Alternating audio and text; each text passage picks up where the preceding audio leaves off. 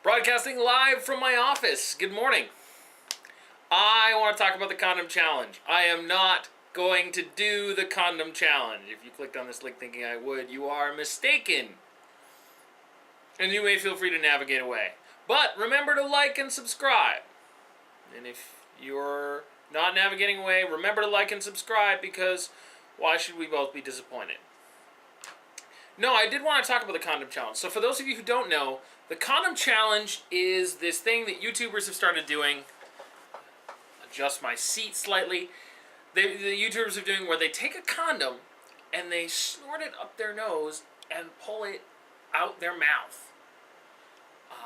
And it's going a little crazy, and it keeps popping up on my Facebook and on my Twitter and in my YouTube subscriptions. And Hank Green hasn't done the condom challenge yet, but I really wish he would, because I think it would be hilarious. And everybody's like, oh, it's so gross. You know, nobody should do that. Why would you do that? And my answer to them is, so what?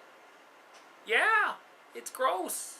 People have been doing gross and weird things that you would never think of doing normally to entertain other people for thousands of years. Whether it's the practice of laying on the bed of nails or walking on hot coals, both of which were, yes, originally spiritual ceremonies, but are now also done for entertainment because it freaks the hell out of us. Juggling knives or torches or chainsaws or children is one of those things that we're like, why? Why would you do that? But we watch it because it's really entertaining. And there's some part of us that thinks that it's really cool. I mean, if the whole nose-to-mouth thing, people have been doing that for decades with string and spaghetti, licorice, and all kinds of things. The condom thing is really new, but what I like about the condom challenge is, I imagine that the condom one is slightly easier because the condoms are lubricated. So it would be easier to sort of get up there, and it would be easier, and I haven't tried it, and I'm not going to try it because I admire the people who do it. They're somewhat braver than me. I will stick to juggling and whacking myself with poi.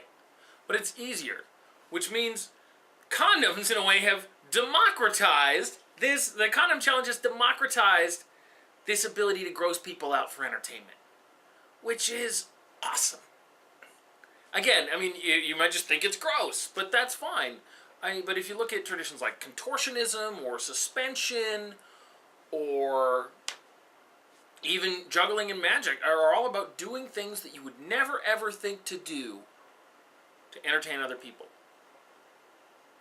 And I mean, the distinction, of course, between juggling and, say, contortionism is that, I mean, you're not going to be at a juggling and be like, ooh, he's throwing balls in the air. I mean, but anybody who escapes from straitjackets, for example, escape artists do all kinds of things that would gross you out, from hiding razor blades in their mouths to dislocating their shoulders to, I mean, if you knew how it worked, it would freak you out. But you don't, and so you just think, oh, wow, it's entertaining. But and the other argument I see against it is the risk. You know, you're not supposed to put condoms up your nose. You are not supposed to. I mean, I don't know what kind of residue the lubricant leaves in there, and presumably you can blow it out with a Kleenex. But I mean, it's probably not good for you. In the same way that the cinnamon challenge is really not good for you, and you should not do it. But we also really can't indict somebody for doing something risky for entertainment. I mean, pro wrestling aside, where, I mean, the risk in pro wrestling, I'd say, is almost greater than the risk in traditional wrestling and professional wrestling. Because in an Olympic wrestling match, or I guess there aren't going to be any more Olympic wrestling matches, but that's a topic for another day, you're not going to get hit with a chair. I mean, your opponent's really conscious of your safety, and I guess in pro wrestling they are too. I mean, again, not to indict that, but hockey, for example, if you stick your face in front of a slap shot, you are admired. If you get a concussion for your team in football, we think you're amazing. We think, oh man, you really took one for the team, but that's entertainment. I mean, the reason they get paid so much and compete for those kinds of things is the only way they can do that is because we find it so entertaining. I mean, we don't watch it for the injuries, or at least I hope we don't watch it for the injuries. We don't watch the condom challenge either to see somebody accidentally suck their condom up and not be able to find it, which I haven't seen yet, and that would be really freaky, but a cool magic trick where you could do it with a really smooth cut, just be like, uh-oh.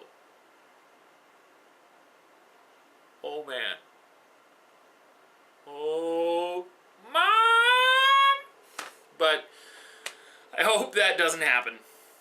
Anyway, I am going to get gone. I am off to D&D because sometimes I have a free evening, and when I do, I play D&D. That's Dungeons & Dragons, despite what Pat Robertson would tell you about the nature of evil. And actually, we'll do a video on that maybe in a couple days.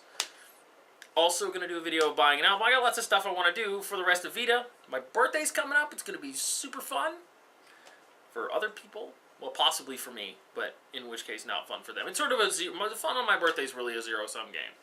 But now I'm rambling. I'm going to go.